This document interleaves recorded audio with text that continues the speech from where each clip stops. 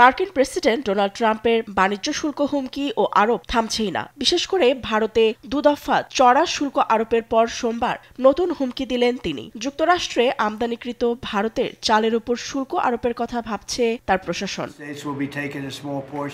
এদিন হোয়াইট হাউসে কৃষকদের সঙ্গে গোলটেবিল বৈঠকে একটি প্রকল্প উদ্বোধন করেন প্রেসিডেন্ট ট্রাম্প, যেখানে কৃষকদের 1200 কোটি মার্কিন ডলার সহায়তার প্রতিশ্রুতি দিয়েছেন, যার পুরো অর্থ আসবে শুল্ক থেকে যে অর্থ জমা হবে সেখান থেকে। কৃষকদের অভিযোগ, ভারত ও থাইল্যান্ড থেকে চাল আমদানিতে ন্যায্য মূল্য থেকে বঞ্চিত হচ্ছেন তারা। এতে সম্মতি জানিয়ে ট্রাম্প অভিযোগ করেন, সস্তা ও নিম্নমানের চাল পাঠিয়ে প্রতারণা করে আসছে দিল্লি।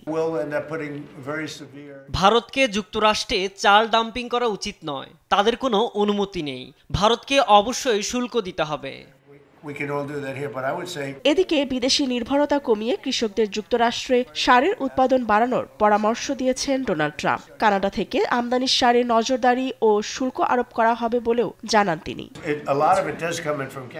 সারের বেশিরভাগই আসে কানাডা থেকে। যদি প্রয়োজন হয় এর উপর কঠোর শুল্ক আরোপ করব। আমরা এটা করতে পারি, কারণ এভাবেই জোরদার করা হয়।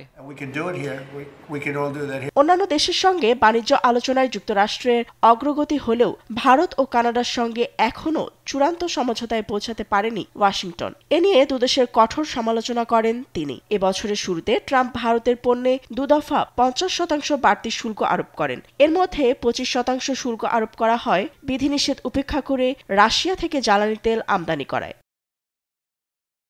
ফাতেমা তাসনিম, নিউজ ডেস্ক, দেশ টিভি।